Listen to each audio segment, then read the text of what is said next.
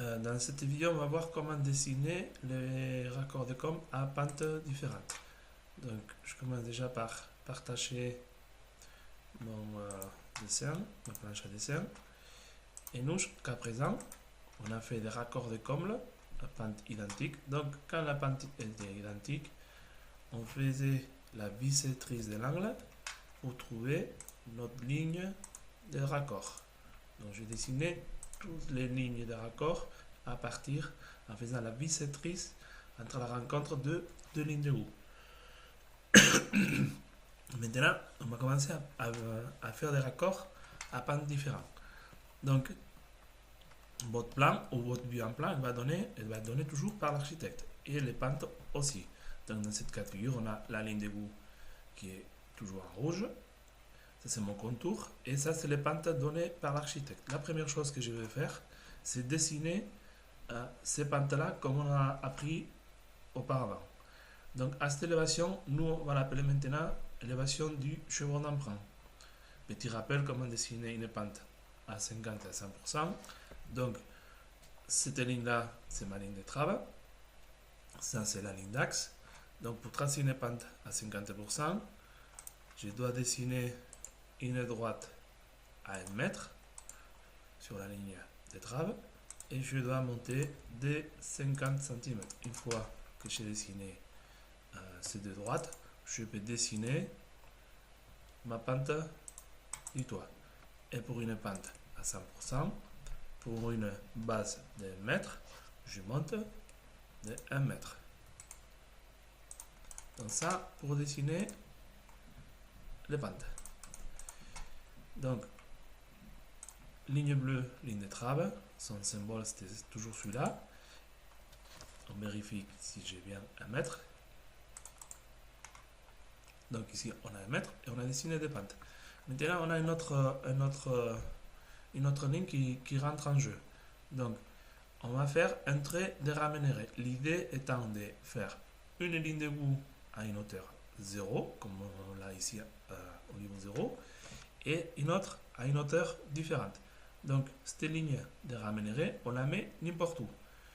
Donc toujours parallèle à la ligne de trave et la hauteur c'est vous qui choisissez. Au début on ne va pas la mettre trop éloignée de la ligne de trave parce que ça va être plus brouillon pour dessiner. Donc vous voyez que cette ligne de trave, cette ligne de ramènerie coupe le pourcentage de pente de 50 et 100 dans deux points précis. Donc ces deux points, on les redescend sur la ligne 0. Quand on redescend sur la ligne 0, on a deux distances, une distance Y et une distance X. Donc maintenant, ces distances-là, on va les mettre sur notre vue en plan. Comment on met ces distances-là sur la vue en plan? Donc, on est bien d'accord que sur un toit, quand je mets les chevrons, ces chevrons-là, ils sont toujours perpendiculaires à la ligne de bout. Je ne les mets pas en biais. Si je les mets en biais, j'ai un souci. Je vais avoir un souci au niveau du montage après. Donc, chevron toujours d'équerre à la ligne de bout, la ligne rouge. Donc, les distances, elles sont mises d'équerre à la ligne rouge. Donc, une fois que j'ai dessiné ces distances-là, c'est-à-dire la distance X et Y, donc j'ai fait des lignes parallèles à ces premières lignes de bout. Et vous voyez, j'obtiens des points de raccord. Donc, les points de raccord au niveau 0 avec les lignes de bout au niveau ramènerie vont me donner la direction de mes raccords.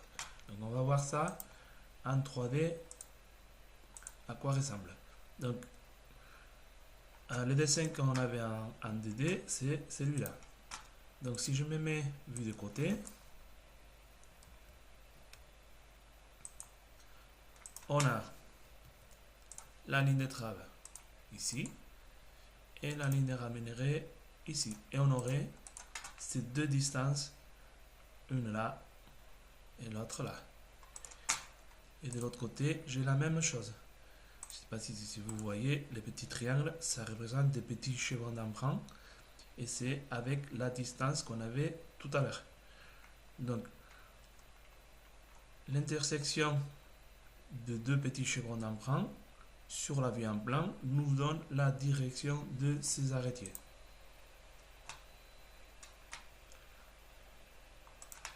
Donc je vais me mettre sur une vue ou une autre. Vous voyez, ils sont toujours confondus. Il n'y a pas une arête qui est plus haute que l'autre. Donc distance, je vous rappelle, c'est celui-là. Donc maintenant, on va commencer à dessiner le raccord. Je vous attends sur la prochaine vidéo.